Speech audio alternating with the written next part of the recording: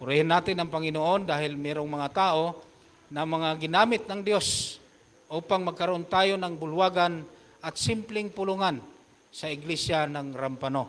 Kaya tayo po ay pinagkalooban ng mabuting mga kapatiran at ganoon din na pinagdaan lang ang pagpapala sa kanila upang magkaroon tayo ng tiguman or pulungan na magiging church ang ating iglesia ng Rampano. Kaya purihin ang Panginoon. So welcome po sa lahat ng ating mga kapatid na narito ngayon, yung ating sila ang pamilya nila ni Doc. Nandito na sila ngayon. Purihin ang Panginoon at ang ating mga kapatid din.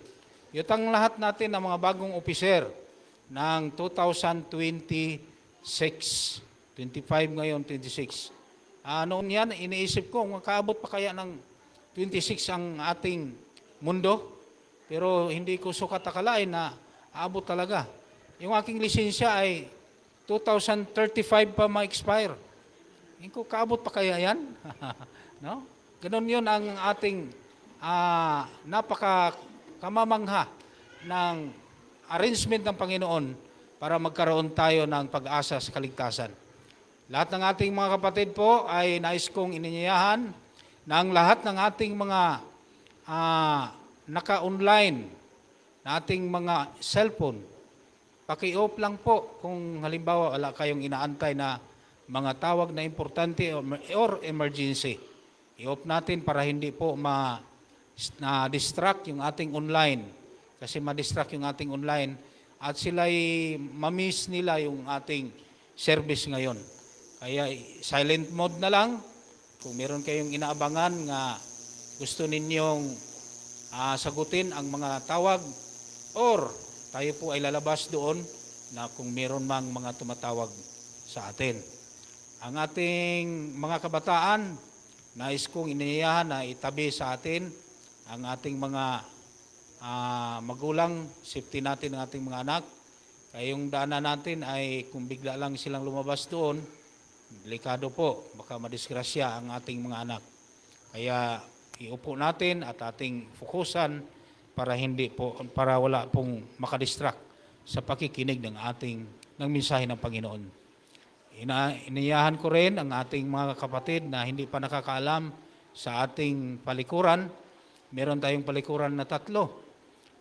Nariyan sa loob ang isa, doon sa labas, sa lalaki at babae, nandoon po. Ang nais ninyong komportable ang ating relax sa ating CR, kayo po ay meron po tayong 3.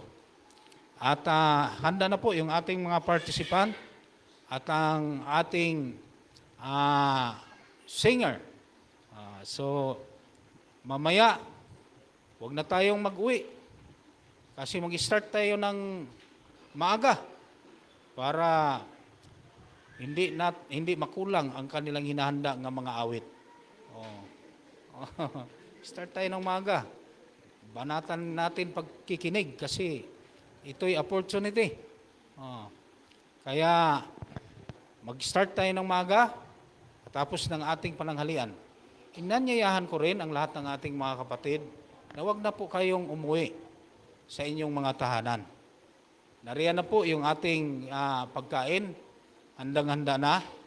At tayo po ay patuloy din nga magsiservisyo at magpuri sa Panginoon hanggang lulubog ang araw. So, ang ating operator, si Brother Juter Dranes, ang ating chorister, walang iba kundi si Sister Alchin Mascardo, ang magdala ng ating operatory reading na ito'y nahanda na ni Elder Ronnie Ranes. At ang ating speaker, nariyan na rin si Ma'am Marinis Dingkol. Ito siya, si Ma'am Marinis Dingkol. Ang magbasa ng kaniyang susi nga talata, walang iba kundi si Margie pala. Grabe ka, matanda na talaga mga kapatid. Margie Sarsuna. So, hindi ko na ito maisa-isa yung ating mga singer mamaya. Mamayang hapon, sigurado ko nga atin itong maisa-isa para nga makilala natin. Lalong-lalo na kung sila ay regular na magpamember dito sa ating church, Rampano. Ating niyayahan natin kasi yung mga bahay nila ay, ang iba, pwede rin sila dito, di ba? Mga malalapit lang ang iba. So, meron din tayong bisita ng galing sa San Vicente. Sila po ay dito na rin ang kanilang sila ay mag-visit dito, ay dito na rin sila. Sama ang kanyang pamilya, nandoon po diyan lang ang bahay nila. So, ibig natin mga kapatid, iniyahan yung ating mga kapatiran na yung mga may mga bahay nandito sa malapit. Ito na po ang opportunity na tayo po ay magsamba at magpuri sa Panginoon. Ang ating special song ay nahanda na rin, yung Mouse Group, choir, women's choir, handa na rin sila. At ang magko-collect ng tithes and offering ng ating diakono, si Brother Alvin Mascardo. At tayo po ay mananalangin, mataimtim, upang ating tanggapin ang banal na Espiritu na siya pong mananahan na ating pakinggan ang kaniyang mga salita. And God bless you and happy Sabbath.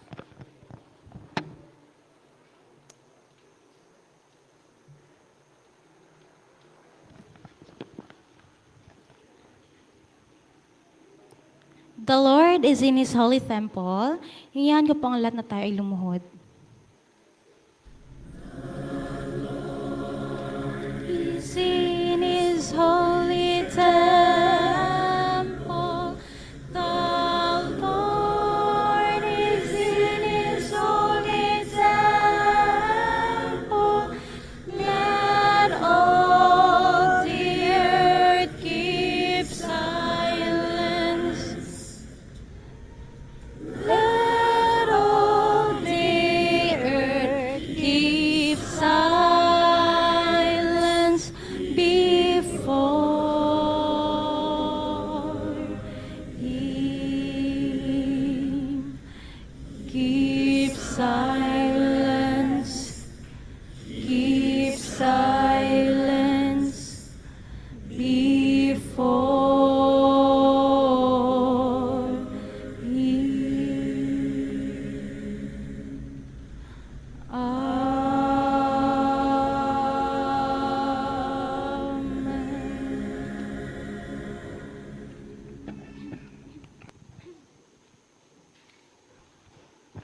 We love Thy Sabbath, Lord.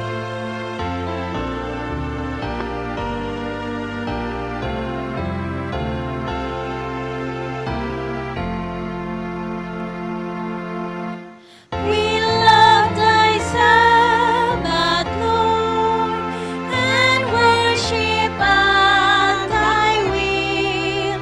Oh, may this our sweet things afford and deeper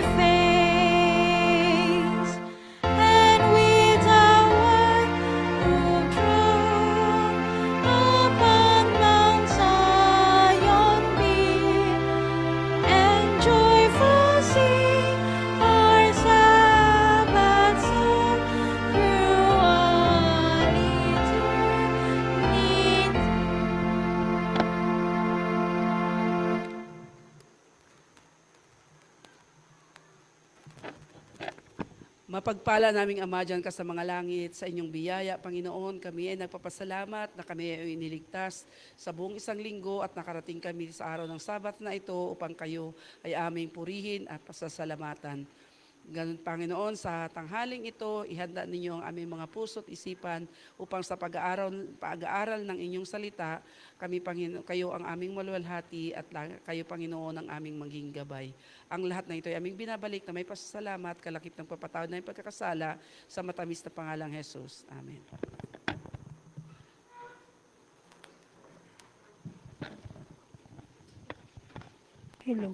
Bago lilikumin ang ating mga ikapo at mga handog ng ating deacons, ay aking basahin ang sulat ni Apostol Pablo dito sa aklat ng Ikalawang Korinto.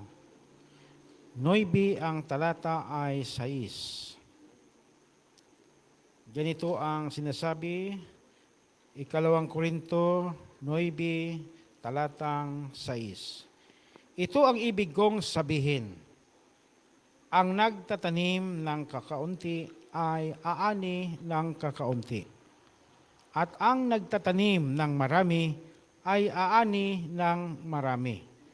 Ang bawat isa'y dapat magbigay ayon sa kanyang pasya, maluwag sa loob at hindi napipilitan lamang, sapagkat iniibig ng Diyos ang nagbibigay ng kagalakan.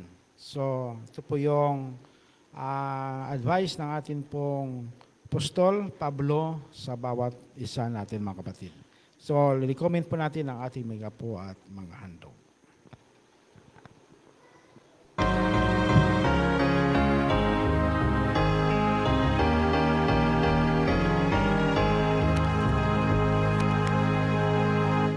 There shall be showers of blessing.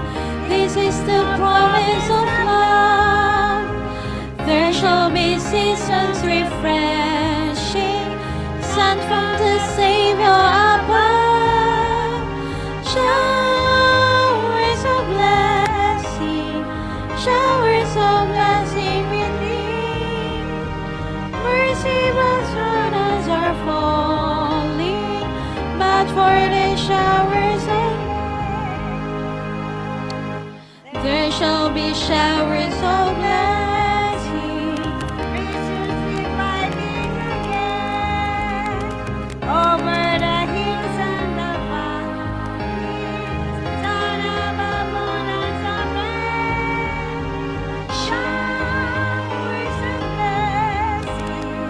Showers of blessing we need. Mercy drops around us are falling, but for the showers we pray. Shall we all stand?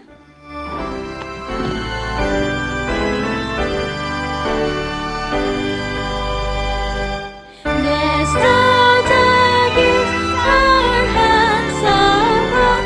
Blessed are the work our hearts have blessed. Ours is the faith, the will of God. The rest of God is in thy hand.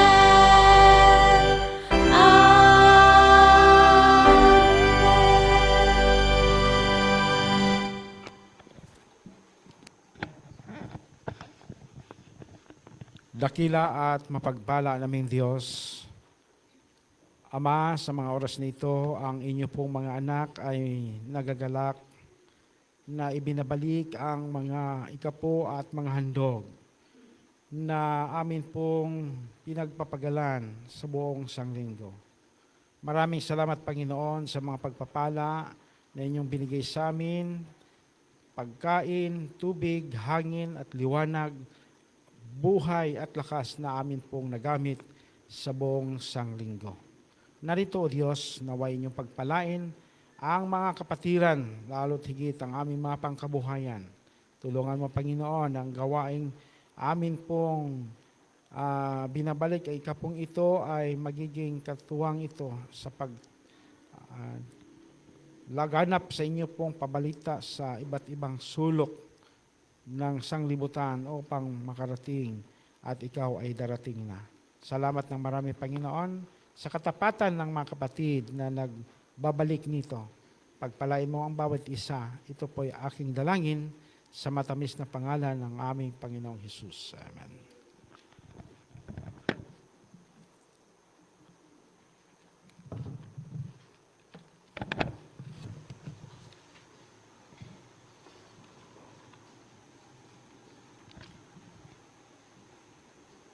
This is my Father's world, in hymn number 53. 5-3, this is my Father's world.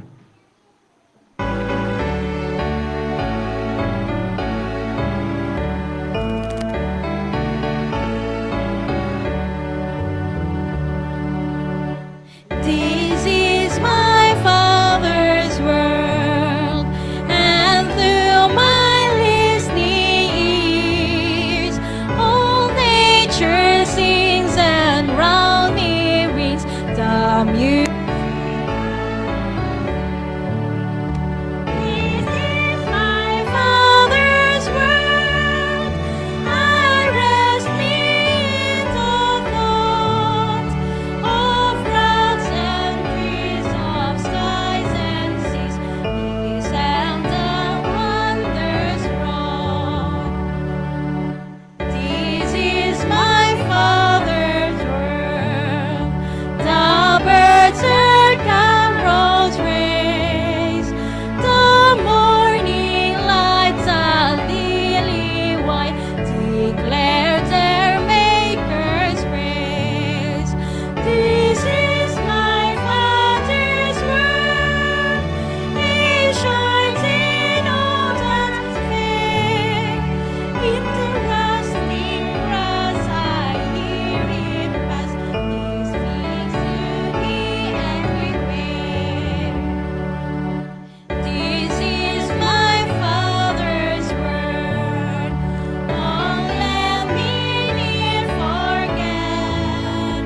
Although the wrong seems so strong, God is the ruler yet. This is my Father's word. How should my heart be sad? The Lord is King, let the heavens ring. God reigns, let the earth be glad.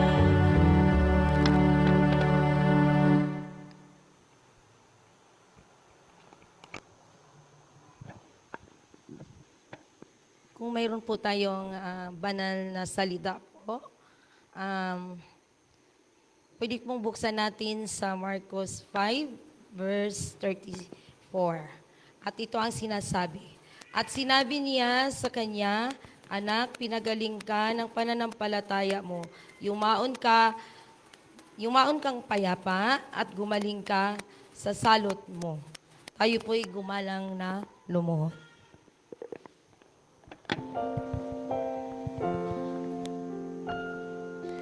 Spirit of the living God, fall Afresh on me. Spirit of the living God, fall afresh on me. Melt me, mold me, fill me, use me. Spirit of the living God, fall afresh on me. Aming Diyos na makapangyarihan, may-ari ng aming mga buhay.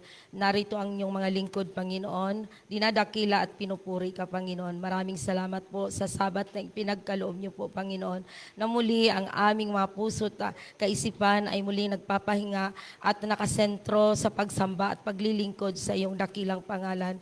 Lord, maraming salamat din po sapagkat ang buong sambahayan ay nagpupuri ng lubusan, Panginoon, at sumasamba ng may kasiyahan at paglilingkod, Panginoon.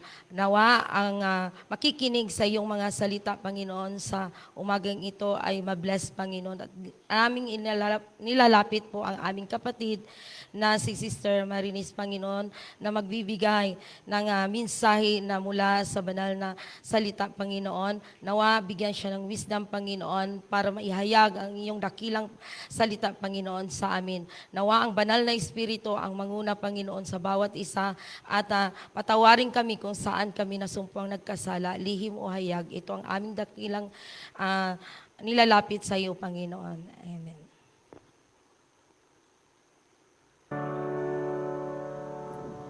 Hear our prayer, O Lord. Hear our prayer, O Lord.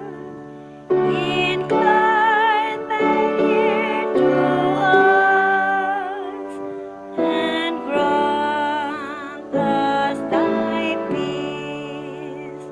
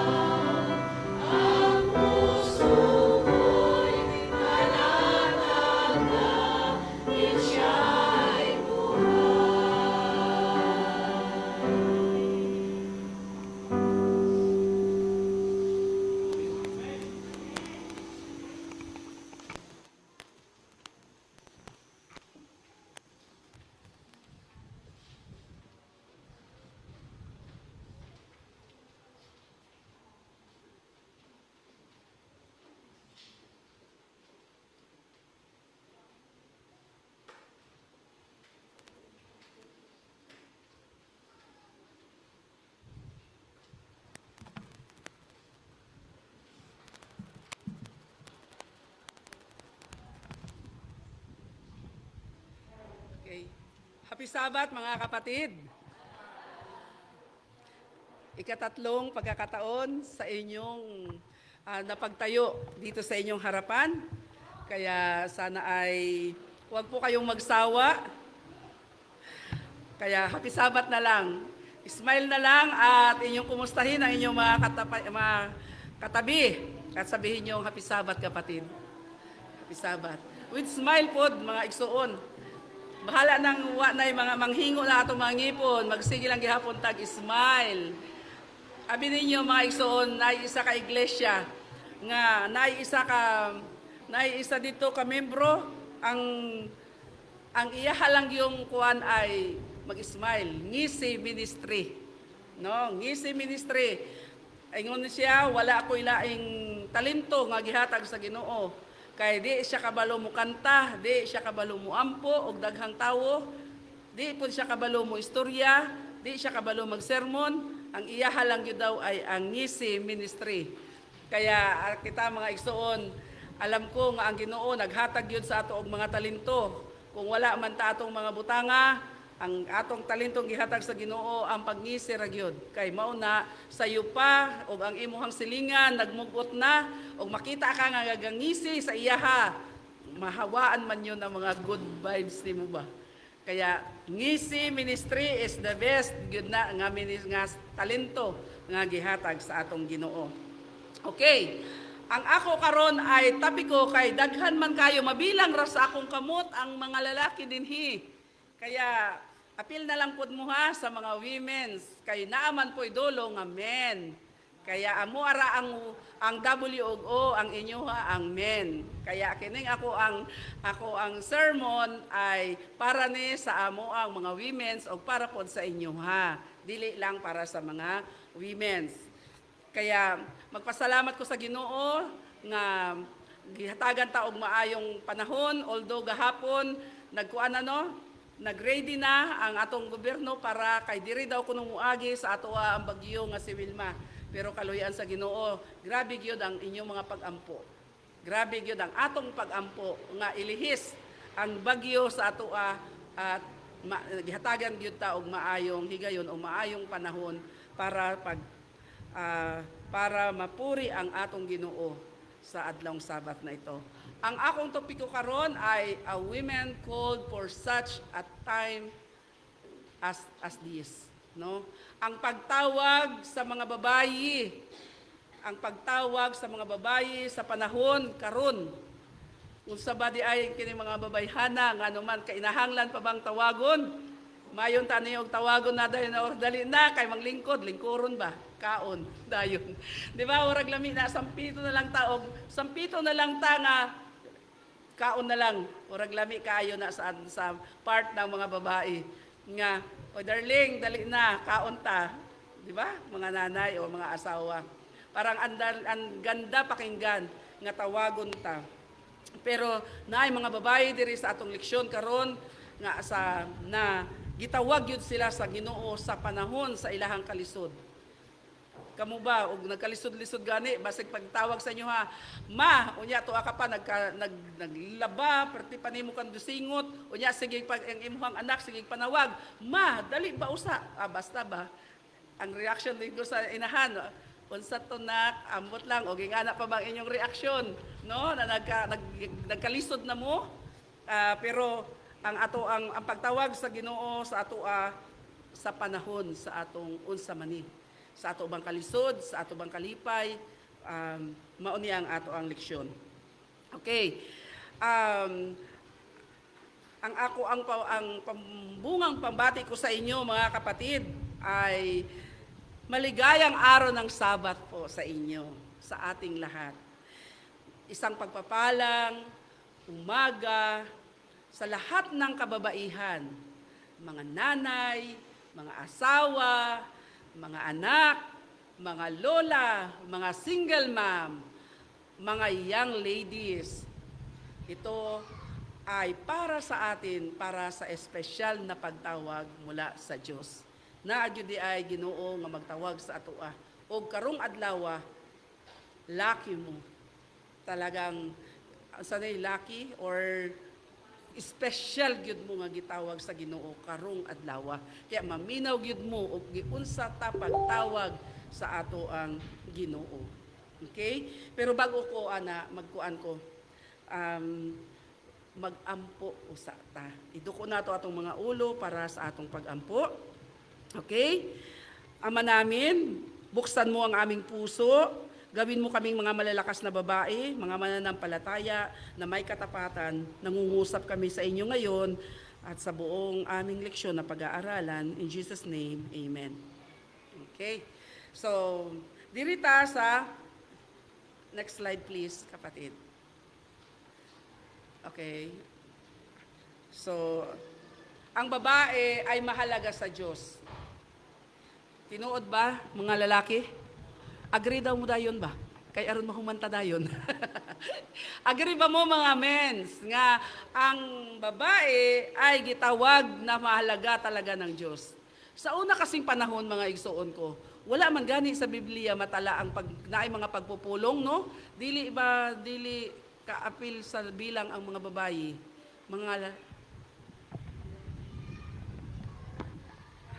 Tagalog?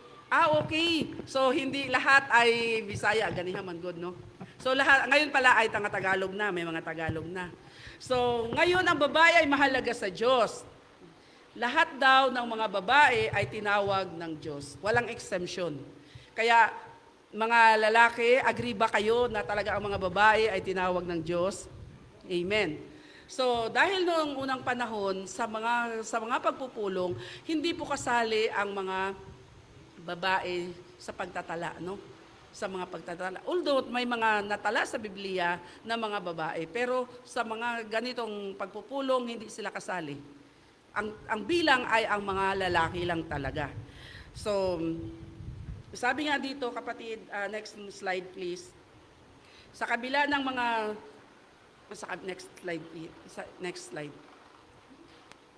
Okay, ayan. Sa kabila daw ng mga pagsubok, ang realidad ay ang pagod, luha, pressure, at responsibilidad. Yan ang mga nararanasan ng mga kababaihan ngayon, mga kapatid. Yan ang reality. Hindi ibig sabihin na ang mga babae ay dumadanas lagi ng kasayahan. Ang mga babae ay nagsigilang pagwapa, nagpapaganda lang, di ba? Sabi, ang mga babae lagi lang nasa parlor. Lagi yan pag ang mga ano nila ay nagpapaganda lang. Pero ang reality, mga kapatid, pagod na po kaming mga babae. Luha, nakatago lang ang mga luha. Kasi parang ordinary nyo na lang nakikita ang mga babae na umiiyak. Pag sila ay masaya, umiiyak. No? Pag malungkot, umiiyak. Pag nag-iisa, umiiyak. Pag nasasaktan, ay umiiyak. Kaya parang ang babae, kung tingnan ninyo, ay normal na lang yan sa ilaha na mag-iyak-iyak. Mga crying ladies ba? Normal na lang. Pressure at mga responsibilidad. Yan po ang realidad ng mga babae. Pero ang babae ay mahalaga sa Diyos. Ang babae ay tinawag ng Diyos. Tinatawag sa kabila ng mga realidad na ito, ang Diyos ay patuloy pa rin tinatawag ang mga babae. Ayan, sa kabila ng anxiety, harassment, overwork, bullying, pagkakautang, mga conflict, mga relasyon, at yung mga stress, mga expectation na mga hindi nagagawa. Marami at sa kabila ng mga pagsubok na ito, nandyan pa rin ang pagtawag sa atin mga kababaihan ng ating Diyos. Sabi nga dito, next slide please. Pero sa kabila ng lahat, ang babae ay mahalaga sa Diyos. Ang babae ay tinawag ng Diyos. Ang babae ay may misyon sa Diyos. Sabi nga, sa kabila daw ng kahirapan, sa kabila ng lahat, ang babae pa rin daw ay mahalaga sa Diyos. Agree ba kayo mga lalaki? Agrihin natin sila, kay baka ito, message naman to ng mga para sa mga babae. Bagsige na lang yan silang pray. Nag-pray over na lang ang mga lalaki. Kaya paagrihin natin sila. Kaya ang mga babae ay tinawag ng Diyos at ang misyon para sa babae ay mula sa Diyos. So, sa kabila ng realidad, mga pagsubok sa buhay, nandoon pa rin ang babae patuloy na tinatawag ng Diyos. Sa kwento ni Queen Esther, next slide please. Esther 4:14. Teach us God has appointed a time, a place to see us according to His purpose. Sa buhay ni Esther, siya rin ay tinawagan. Paano ang pagkakatawag sa kanya? Next slide please. Si Esther ay isang ordinaryong babae, isang ulila. Si Esther ay isang matapang. Ang aral mula kay Esther, kahit siya ay simpleng babae, pwede siyang gamitin ng Diyos. Ang boses niya ay mahalaga. Ang tapang niya ay pwedeng magligtas sa kanyang sinakupan. At ang kanyang paninindigan ay pwede ring magligtas sa kanyang pamilya. Kagaya ng kwento ni Esther, alam natin kung ano lang siya, napakasimple lang siya, pamangkin siya ni Mordecai.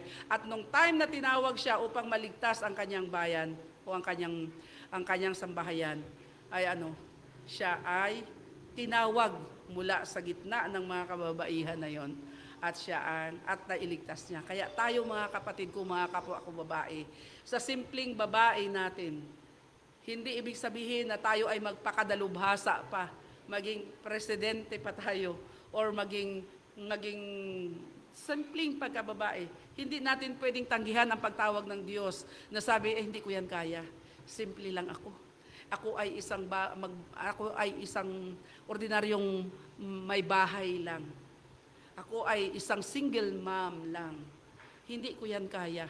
Pero sa simpleng pagkababae mo, pwede kang gamitin ng Diyos. Ang boses mo, kapatid, ay mahalaga. Ang tapang mo ay pwedeng magligtas sa pamilya mo. Ang paninindigan mo ay pwedeng magligtas sa simbahan mo.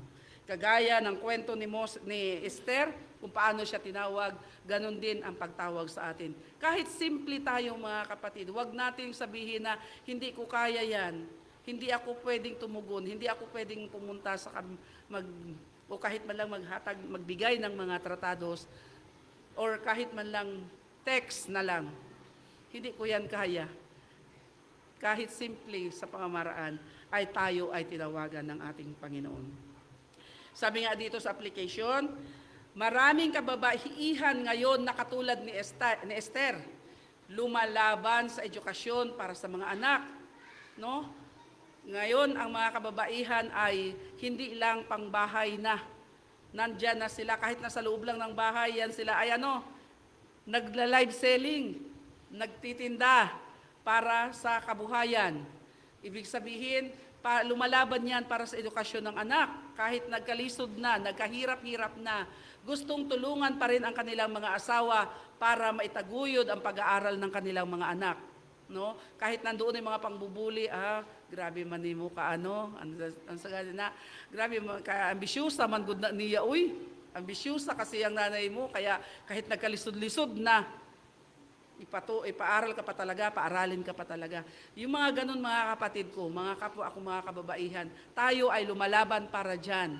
Lumalaban tayo para sa edukasyon ng ating mga anak. Nagbabantay tayo sa ating tahanan, na gusto natin ang ating tahanan ay laging organized, na gusto natin kahit gaano kapagod, lalo na sa mga working mother natin na may mga trabaho, nag-uopisina o mga nagtuturo o kung saan man ang kanilang larangan sa kanilang paghahanap buhay. Pagdating yan sa bahay, hindi pa yan maghiga-higa.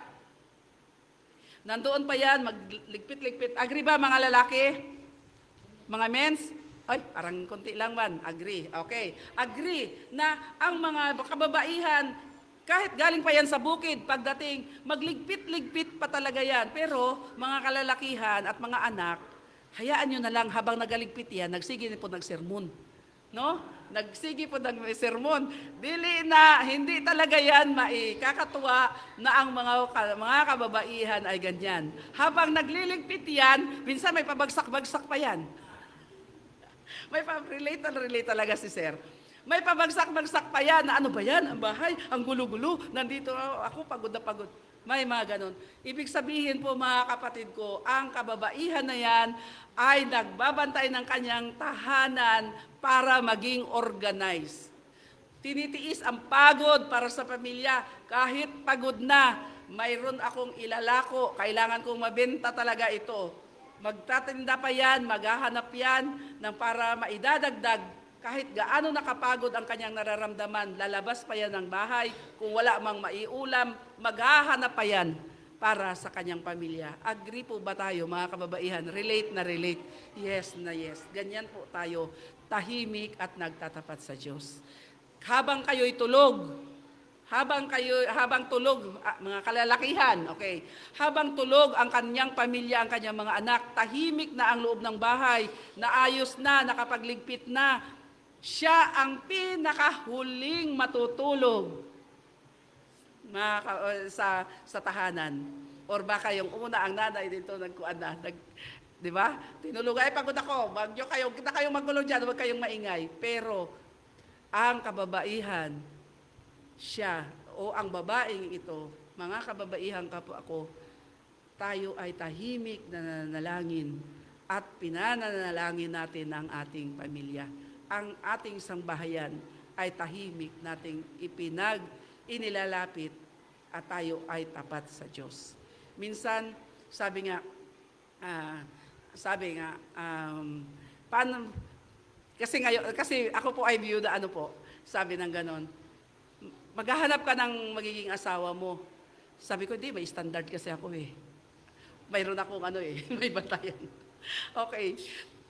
Kailangan daw, a good husband must be a good provider. No? Provider. Kasi baka ako pa ang magabuhay sa kanya eh. Di ba? Tapos na ako doon. Kumbaga, tapos na yung mga anak ko. A good husband must be a good protector. Baka gusto ko yung ako na lang yung binabantayan. Baka mayroon pang ibang babantayan dyan. Kaya yun yung mga standard ko. A good husband must be a priest. Kaya naghahanap po ako ng 3 P. Yun, 3 P. Okay? Kung may mga 3 P dyan, pwede na pumila. Joke lang po. Okay, so, pero ang sinasabi, yung mga kalalakihan daw, kasi sila yung head of the family, usually, sila dapat ang nangunguna para magtapat sa Diyos. Pero ngayon, mga kapwa ko kababaihan, tayo na yung una, di ba? Tayo pa yung unang gigising, magluluto, at pagkatapos liligpitin ng mga kalat, papaliguan ng mga anak, at pagkatapos gigisingin pa yung asawa, oy darling, tara na. Magsimba tayo. Bago pa yan magunat-unat, naplansya na yung mga pulo at mga pantalon. Relate po ba? Okay, kapatid, nilalagay ka ng Diyos dyan para sa panahong ito. Huwag tayong magreklamo. Kasi ito ang panahon na inihahanda tayo ng Diyos. Inilalagay tayo sa panahong ito. Na kailangan nating lumaban para sa edukasyon o para sa ating mga anak. Tayo ay inilagay dyan para magbantay sa ating tahanan, para maging organized ang ating pamilya. Tinitiis ang pagod, titiisin natin para sa ating pamilya at tahimik tayo na magtapat at maglingkod sa ating Panginoon. Next slide please. Si Hana, isang babae ng panalangin. Kilala niyo po ba si Hana? Okay. Si Hana po ay ang mama ni Samuel. Itong kwento ni Hana, nung ito ay aking binabasa, mga kapatid ko, naramdaman niya dito yung, kasi siya hindi siya makaanak, hindi siya makapag-anak. Tapos ang ginawa ng kanyang asawa ay naghanap ng isang babae na para magbigay ng anak sa kanya. Habang ito si Hana ay walang anak, ito naman kanyang, isang bahay lang sila. Yung kabilang asawa, ang kabilang babae na asawa ay maraming anak. Pag galing yung asawa niya sa trabaho, sasalubong ng mga anak, di ba? Ay, kasarap ng pakiramdam sa damdamin ng mga tatay. Di po ba? Na kapag kayo ay sasalubong ng inyong mga anak, galing kayo sa pagod at sa trabaho, ay talagang minsan kahit may mga bag pa dito, may mga daladala pa ang papa, ay bubuhatin ang anak. Ganon po ang nangyari at nakikita iyon ni Hana. At pagkatapos, susulyapan siya ng isang asawa, ng kanyang asawa. So parang bubulihin pa siya na sabi, be, wala kang anak. Kaya sa akin lang itong asawa mo, sa akin siya masaya. 'Di ba? Ito ang buhay ni Hana. Next slide please. Si Hana ay isang babaeng kilala sa kanyang pananampalataya at dedikasyon sa Diyos. Kanyang kwento ay matatagpuan sa unang Samuel chapter 1 verse 1 to 28. Isang makapangyarihang halimbawa, siya ang kanyang pagtitiwala sa Diyos ay higit sa gitna ng pagsubok at paghihirap. Alam niyo po ba na talagang naranasan niya ito na talagang pabalik-balik siya, 7 kilometers tuwing Pasko or yung time ng pananalangin ay maglalakad siya ng ganun kalayo para lang ihiling na magkaroon siya ng anak. Grabe ang kanyang pananalangin. Ang kanyang paghihirap, yung mga bully na yan ay kanyang naranasan. Next slide please. Siya ay nanalangin para magkaroon ng isang anak. For his child I pray. Talagang for this child, sabi niya, Panginoon, ibigay mo sa akin, magkaroon ako ng isang anak. At ipinapangako ko sa iyo na pagtanggal pa lang sa pagsuso sa akin, ay ibibigay ko na siya sa iyo. Grabe yung kanyang pangako, no? Talagang magkaroon pa lang ng anak, grabe yung kanyang panalangin, mga kapatid. Minsan sa buhay natin, tayo ay marami ring promises sa Panginoon. No? Panginoon, kapag ito ay pinagkaloob mo sa akin, ma-shoot ko itong aking transaksyon na ito, ay talagang, nung nandyan na, sasabihin na, kasi ito ang ginastos ko lahat eh. Hindi ako pwedeng magkaloob ng ganito. Hindi ko pwede itong ipagkaloob, ibigay lahat. Kasi namasahi ako, kumain ako, ang naiwan sa Panginoon ay ilan na lang. Pero nung nanalangin, talagang ipinagdasal, nanalangin ng alas 7 ng umaga, alas 7 ng gabi, mayroong alas 12 pa ng gabi para lang yung transaction ay matapos at maibigay. Nung naibigay na, ang dami nang ibinawas sa Panginoon. Pero itong si Hana, mga kapatid, si Hana ay may mabigat sa puso, lungkot, pangungutya, pag-asa na parang nawawala na. Pero anong ginawa niya? Nanalangin. Sa kabila ng sa kanyang kalungkutan. Kasi siyempre, ikaw ba yung may asawa ka, tapos yung asawa mo yun masaya sa kabila. Di ba? Parang ang feeling mo ay, ang lungkot naman, wala. Tapos yung pangungutya, yung tingin sa kanya ni Pinuna, yung asawa nung kanyang asawa ay talaga may pangungutya. Pero ang pag-asa, minsan nawala na siya ng pag-asa. Pati kahit minsan si Eliseo na yung priest doon ay nakita pa siya nakalaylasing siya. Pero yun pala siya ay nagpasting, wala siyang pagkain, talagang nanalangin siya. Kaya pasuray-suray siya nung malapit na sa pintuan ng simbahan, ay akala, lasing ka ata.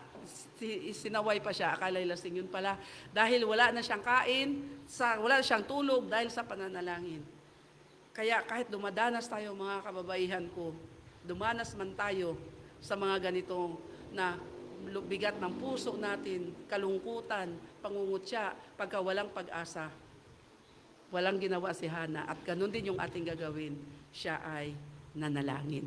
Nabigyan ba siya ng anak? Yes, nabigyan siya ng anak. Dahil sa kanyang, kahit wala ng pag-asa, no? Sa isip niya, wala ng pag-asa, pero pinagkaloob sa kanya ang kanyang matagal ng pinanalangin. Alam ko, mga kapatid ko, sa buhay natin, hindi nawawala yun. Lalo na sa mga kababaihan, hindi nawawala ang panalangin. Kahit siguro busy sa trabaho yan, pero ang panalangin ay nandyan. Hindi nawawala yan. Siguro kahit pag-alis ng bahay natin, ang pananalangin, mas prayerful po ang babae kaysa sa mga lalaki. Sorry na po sa inyo. Pero talagang, yun po ang isa sa mga ibinigay ng Panginoon na karakteristik. Siguro, karakter ng babae ay ang manalangin. Kahit siguro hindi Adventist, makita mo yan. Kahit kakain sila ay magsa-sign of cross. Kahit paglabas ng bahay, magsa-sign of cross. Yun yung way nila na manalangin. Pero sa atin talagang tayo ay nananalangin, mga kababaihan ko. Okay, next slide please. Okay, ang aral mula kay Hana, ang babaeng mananalangin ay makapangyarihan. Agree ba kayo?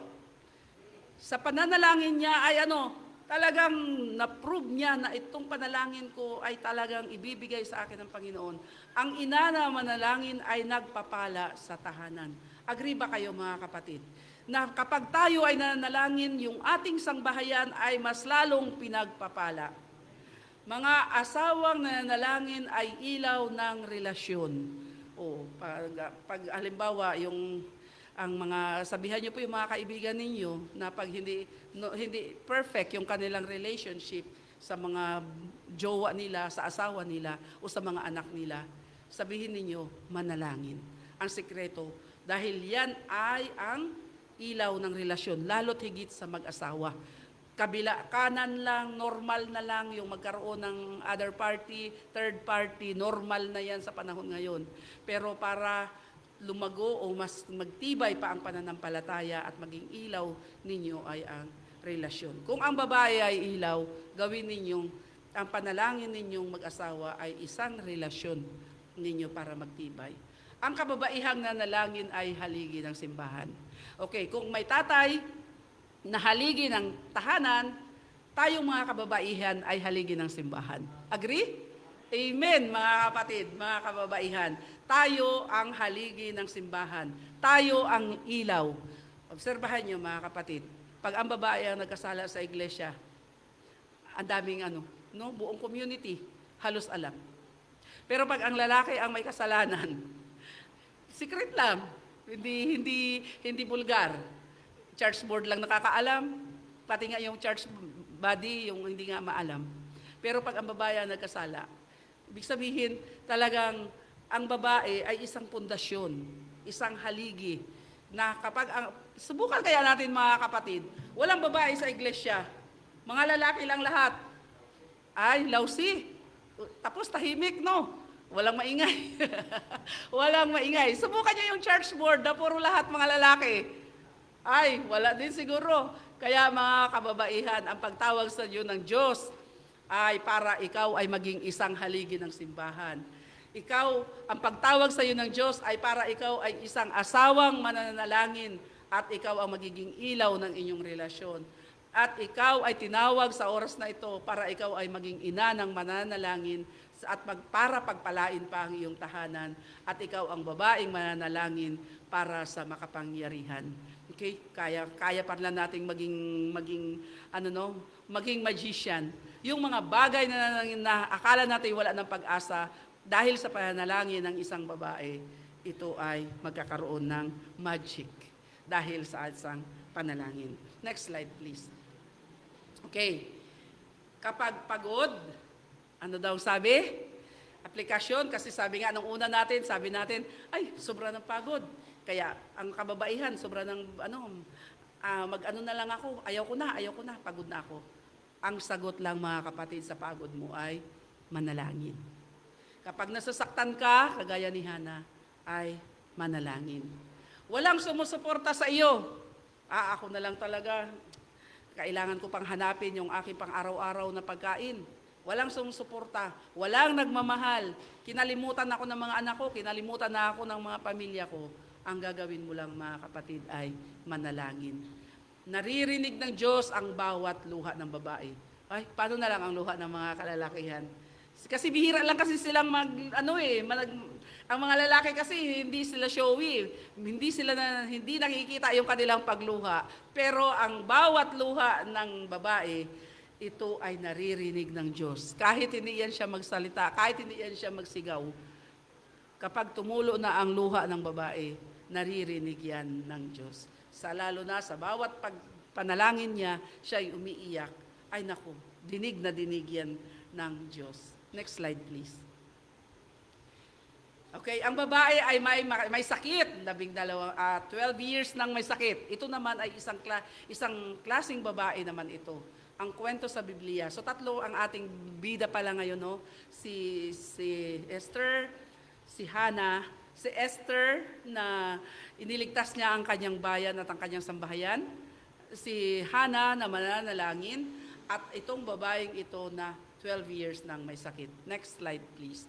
Ang kwento sa likod ng babaeng ito, sabi nga sa ating verse na binasa kanina, Marcos chapter 5 verse 34. Anak, pinagaling ka dahil sa iyong pananampalataya. Ang babaeng ito ay 12 years nang dinudugo. Imagine mo yung mga kababaihan, di ba?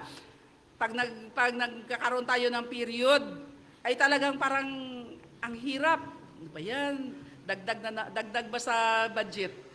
Kung may anak ka pa na nagdadayaper, tapos ikaw magdadayaper din. Kaya parang ang hirap na mayroon kang monthly period. Kasi moody, hindi na maintindihan, masakit ang ulo, hindi maintindihan ng anak, hindi maintindihan ng asawa. Ito, ang sakit na ito ay 12 years na dinudugo. Imagine ninyo. Samantalang ang mga babae pag nagkaroon ng period, 3 to 5 days lang. Pero ito ay 12 years. Imagine ninyo. Kung ano na siguro ito kabaho or ano na ito ka. Siguro, kaya nilalayuan na siya ng mga tao. Itong babaeng ito. Ayaw na ng mga tao sa kanya kasi siguro iba na yung amoy niya. Kaya, next slide please. Isang babaeng 12 years na siyang pinahihirapan, dinudugo, walang lumalapit, walang nakikinig, walang tumutulong. Pero nang lumapit siya kay Jesus, isang hawak lang, gumaling siya. Wow, dahil sa ano? Dahil sa kanyang pananampalataya. Sabi nga binasa natin kanina na, anak, ikaw ay pinagaling dahil sa iyong pananampalataya. Gusto niyang makalapit kay Jesus, pero hindi siya makalapit kasi yung babaeng ito ay talagang antagal na. Siguro kung ikaw ay hindi maligo ng ilang araw, 12 years pa ang doble ng amoy mo. Kuyari, 1 araw, 2 araw, o 1 linggo kang hindi naligo, tapos may period ka pa, tapos hindi ka nakakahugas na. Ito, 12 years, mga kapatid. Kaya wala nang lumalapit sa kanya. Wala rin nakikinig at wala rin tumutulong sa kanya. Kaya ang babaeng ito ay talagang nagpursigi siya, sumuot siya doon siguro dahil ang daming mga tao nakapalibot kay Jesus. Habang nandoon si Jesus ay nagsasalita, lumapit siya. Sabi niya, mahawakan ko lang ang sidsid ng kanyang damit o yung laylayan ng kanyang damit. Alam ko na ako ay gagaling. Next slide please. Dahil sa pananampalataya ng babaeng ito, ay naalam niya sa buhay niya at sa kanyang sarili, siya ay gagaling. Pinagaling nga siya ng ating Panginoon. Kaya kapag hindi ka na kayang tulungan ng tao, kayang-kaya ka pa rin tulungan ni Jesus. Kung sa tingin mo wala nang tutulong sa iyo mga kapatid, sa iyong pananampalataya, tutulungan ka ni Jesus. Kapag di ka na makalapit sa iba, si Jesus ang lalapit sa iyo. Si Jesus mismo ang lalapit sa iyo kapag may pananampalataya ka. Hindi kailangan ng malaking pananampalataya, kailangan lang tunay na pananampalataya. Sabi nga, 'di ba sa Bible, kahit mayroon kang mustard seed na faith, ay kaya nang ilipat ang bundok. Hindi kailangan ng malaki. Kunti lang, basta tunay na pananampalataya na sasamahan ka ng Diyos. Kaya kapag sa tingin mo ay wala ng tao na makakatulong sa iyo, kayang-kaya ka pa rin ni Jesus. Kapag hindi ka makalapit kay Jesus, kapag may pananampalataya ka, siya mismo ang lalapit sa iyo. At hindi na kailangan ng malaking pananampalataya. Next slide please. Kailangan lang ng tunay na pananampalataya. 3 babaeng tinawag ng Diyos, mga kapatid. Si Esther, si Hannah at ang babaeng may dinudugo. 3 sila na tinawag ng Diyos. Next slide. Tinawag para magkaroon ng tapang, tulad ni Esther, tumayo para sa tama kahit mahirap, nagpakatatag kahit maraming pagsubok. Tinawag para sa panalangin, katulad ni Hannah, magdasal para sa anak, asawa, magulang, kaibigan at simbahan. At tinawag para sa pananampalataya, tulad ng ginamot na babae, magtiwala sa Diyos kahit hindi mo na pa nakikita ang sagot. Tayo mga kapatid, sa oras na ito, tayo ay kagaya ni Esther, kagaya ni Hannah, kagaya ng babaeng dinudugo, na tayo ay kailangan nating tumayo tayo na maging matapang. Tumayo tayo sa gitna ng pagsubok, kahit mahirap, kakayanin natin. Tinawag tayo na para manalangin sa ating mga kaibigan, sa ating mga asawa, at sa ating simbahan. Sa mga kapatid natin na manghina sa pananampalataya, tayo ay tinawag.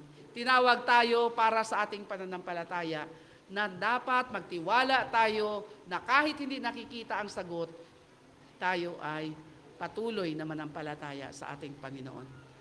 Ito naman ay practical na application sa ating tahanan, maging ilaw at payapa sa bahay. Tayo ba ang nagadala ng kapayapaan? O tayo ang tayo ba ang ilaw at nagdadala ng kapayapaan sa bahay? O baka tayo ang patay ng ilaw sa tahanan? Kailangan maglaan ng oras para sa debosyon ng pamilya. Kahit kunti lang, lalo na sa mga young couple. Kasi ako, wala na akong kasama sa bahay eh. Kaya namimiss ko yung maliliit pa sila na nandoon mag-worship, nandoon mag-Bible story, minsan ay may mga drama-drama. Nakakamiss yun, mga kapatid. Alam ko na may mga older na dito kagaya ko rin na wala nang mga kasama sa bahay. Mag-devotion na lang, sarili na lang natin. Magkaroon tayo kahit 5 minuto o 15 minutes na mag-devotion para sa sarili na lang natin. Ipanalangin natin ang ating mga anak, ang ating mga kapitbahay, ang ating komunidad, ang ating iglesia. Para tayo ay patuloy na mag-ilaw at magdala ng kapayapaan, hindi lamang sa ating tahanan, kundi sa ating komunidad at sa ating iglesia. Sa simbahan, maging tagapag-encourage, hindi para komento lang, maging instrumento ng pagkakaisa. Kung sa ating tahanan, tayo ay laging tagadala ng ilaw at pamayapa, sa ating simbahan, tayo nawa ay maging taga-encourage, hindi taga-komento. Hindi tayo nawa ang maging dahilan ng kakabackslide ng ating mga iglesia. Meron akong may nangyari, yan sa akin, naging aral yan mga kapatid ko. Hindi ko alam na yung isang kapatid pala ay sa akin, na backslide. 14 years na siyang hindi nagasimba. Tapos bumalik sa nagsigarilyo, nag-inom. Tapos nung minsan ay nakasabay siya sa tricycle ng isang kapatid. Ay sabi ng ganun, kapatid, kasi naninigarilyo. Bakit naninigarilyo ka na? Bumalik ka sa pagsisimba. Sabi ng ganun, nahiya na ako kapatid, nagmagbalik. Bakit pala? Ay sinabi niya kapatid na ako daw ay isang naging dahilan na backslide siya. Kasi women's ministry ako panahon na yun, bago pa yung iglesia, mga kapatid, sa mangingisda nangyari. Bago pa ang iglesia namin. Tapos ako ay women's ministry leader. Ay itong ating kapatid na ito ay diakono. Tapos hindi lang ako mag-mention pero baka ang taga-mangingisda ay kilala nila. Tapos ito ay nananakit ng asawa. Ay dinala ko sa Tapos sabi ng ganon ay nakikialam. Family matters, no? Family matters. Bakit daw mag-interfere ako doon sa kanilang problemang mag-asawa. Pero syempre kasi nga yung babae, women's, nagsumbong sa women's din. Di anong magiging dalahin ko kasi lagi na pati mga anak ay sinasaktan din. Ayun, ang kapatid na ito ay na-offend sa ginawa ko na pagpadulog sa church board. Kaya yun ay nawala sa paglilingkod at hindi ko alam na ako pala yung naging dahilan. Nung nalaman ko yun mga kapatid ay kami ay nag-conduct ng serenade, birthday niya. Yan, kami nila sister, ang kasama namin nag-serenade doon. Si Sister Kahayag. Nag-serenade kami doon. At talagang doon ko hala, grabe ang yakap ko talaga sa kapatid na ito. Ako ay naghingi ng sorry sa kapatid na ito. Sabi ko, aroy kapatid, hindi ko ba alam na ikaw pala ay nakasakit pala ako ng damdamin. For 12 years mga kapatid. Kaya sana ito ay maging aral sa akin, naging aral. Nung ito ay ginagawa ako itong sermon na ito, isa ako sa talagang yung parang isa ako sa nababagabag. Na ito ay naranasan ko ito sa buhay ko na ako ay naging hindi ako naging taga-encourage, kundi ako ay naka-offend sa aking kapatid. Kaya dapat ito ay tinatawagan tayo sa tanghaling ito para sa simbahan tayo ay maging tagapag-encourage, hindi tagapag-komento. Maging instrumento tayo, mga kapatid, sa ating iglesia ng pagkakaisa. Hindi instrumento ng pagkawatak-watak. Sa ating komunidad, mga kapatid, magkalat ng kabutihan, hindi magkalat ng marites. Tapos kung ano yung mga kapitbahay, ikikwento hanggang sa makarating sa tainga ng isang kapitbahay. I-address natin, mga kapatid, kung mayroon tayo nakita o kahit sa community natin, kung mayroon tayo nakita na hindi niya maganda na ginawa, i-address natin kaagad siya. Huwag na nating ikwento, ayan ba si ano? Huwag na. Huwag magkalat, kundi magkalat tayo ng kabutihan. I-address agad kung sino yung concern. Halimbawa, may kinuwento sa iyo yung isang kapatid, huwag mo nang ikwento pa sa iba. Puntahan mo siya, ipanalangin at pagkatapos ay kausapin. Para hindi na tayo magkalat ng masama, kundi kasi ang kwento ay mas lalong nadudugtungan, may kulang, may bawas o may sobra, kaya yan ay ang ikalat natin ay ang kabutihan, lalo na sa ating community. Magpakita ng malasakit at pag-ibig sa kapwa. Magpakita ng kabaitan at pagpakumbaba na makita nawa sa Kristo sa buhay natin. Na dapat si Kristo ang makita sa atin. Parang kagaya kahapon, mga kapatid. Pumunta ako sa Quezon kasi nag-chat yung aking pamangkin. Sabi, Auntie, yung lupa mo dito ay nandyan na yung mga equipment. Daw, yung ilog ko doon ay gikwari na. Kinukuha ng buhangin, kinukuha ng graba. Alam mo ba ito, Auntie? Tapos ay sabi ko, hindi. Sabi niya, yung nag-squatter doon sa kabilang pangpang ng ilog, kasi gilid ng ilog yung aking lupa, sa kabilang pangpang na nag-squat doon ng lupa mo, ay siya pa yung malakas ang loob na magkwari-kwari doon. Ala, nung pagkabasa ko, mga kapatid, ay talagang naman, kung hindi ako nagiinom ng losartan, baka yung nag-shoot na yung aking BP. Inisquat na nga yung harapan at hinarang niya na wala na akong daanan papunta doon sa aking lupa. Doon pa talaga nagkwari-kwari doon na wala naman ding permit. Sabi ko nang ganon sabi ko doon sa aking mga anak.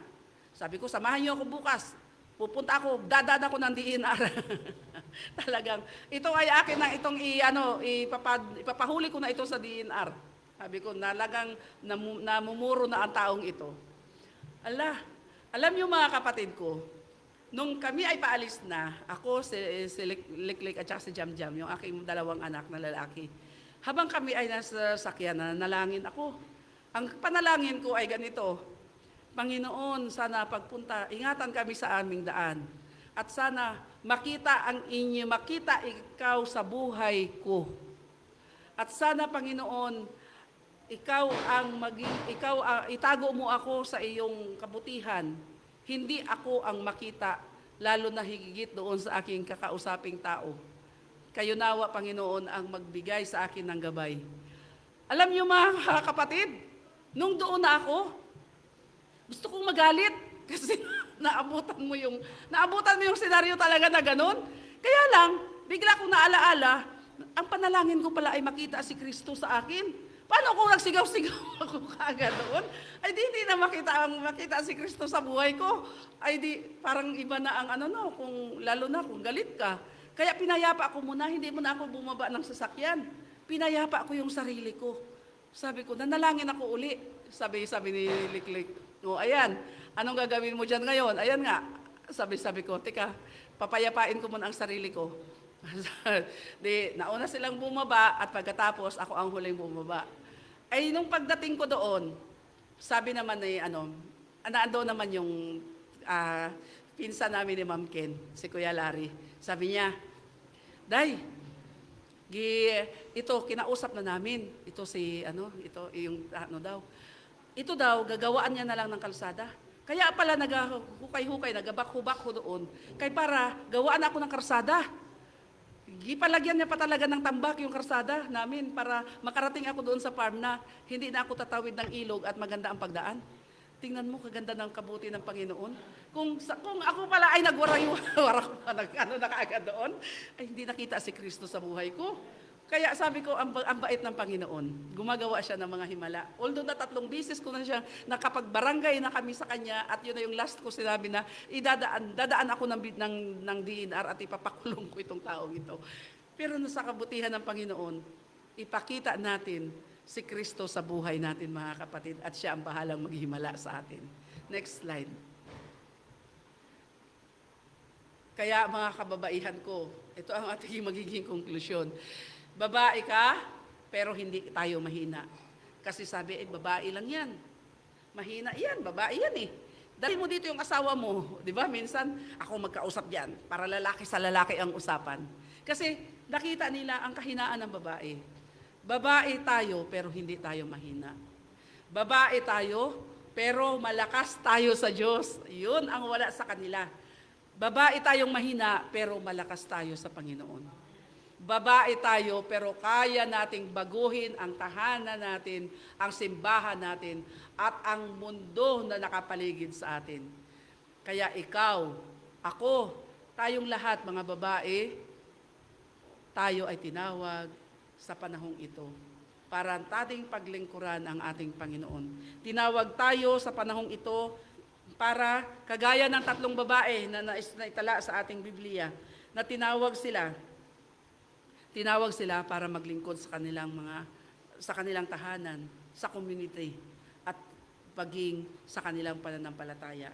Kaya sa tanghaling ito mga kapatid, sabi nga dito, next slide please. Kung nais mong gustong sabihin ito, Panginoon, gamitin mo ako.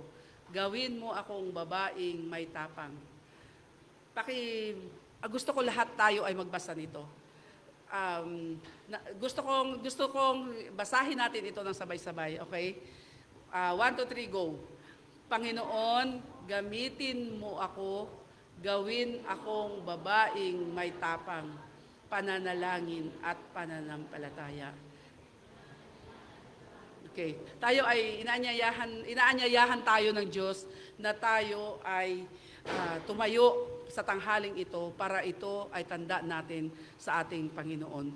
Na once na tayo ay tinawag, tayo ay tutugon sa Kanya. Tayong lahat mga babae, maari po ba? Mga babae po, ay tumayo tayo. Okay. Tayo ay manalangin. Panginoon, narito ang mga kababaihan, nakatayo, handang tumugon sa inyong pagtawag. Tinawag ninyo kami, Panginoon, para kami ay magkaroon ng pananampalataya, maging malakas para sa inyo, at ganon din, maging ilaw kami ng aming simbahan, ng aming tahanan at aming komunidad. Kayo nawa ang patuloy na magbigay sa amin ng katugunan ng lahat ng ito, sa matamis na pangalang Jesus. Amen. Maraming salamat po sa inyo, mga kababaihan, ay tayo po ay pwede nang umupo. At sa pagtugon natin sa ating pagtawag sa atin sa tanghaling ito ng ating Panginoon, nawa tayo ay makaranas ng kapayapaan sa ating mga buhay. Happy Sabbath po sa inyong lahat.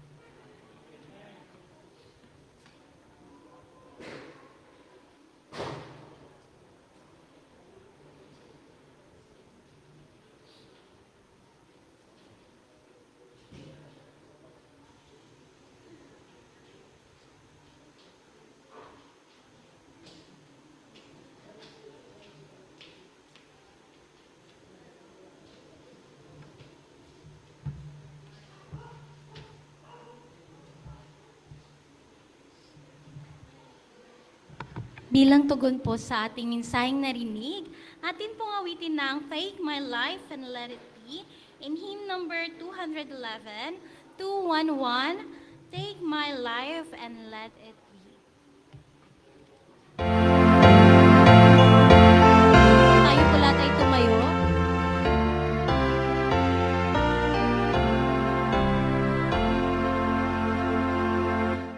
Take my life and let it be.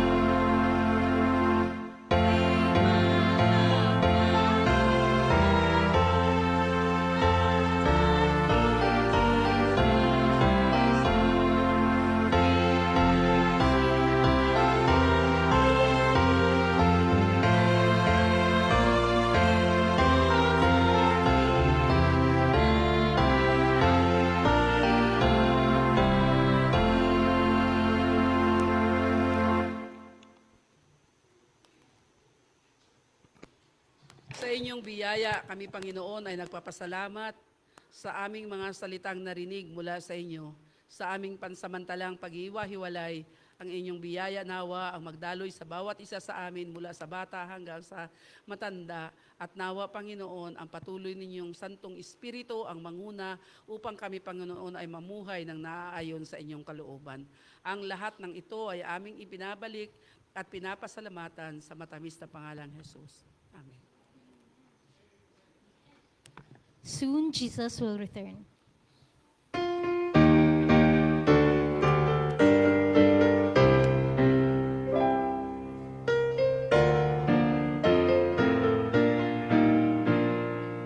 Signs of the end are fast fulfilling. Soon Jesus will return. He will bring to an end all sin and woe, and will make His children known.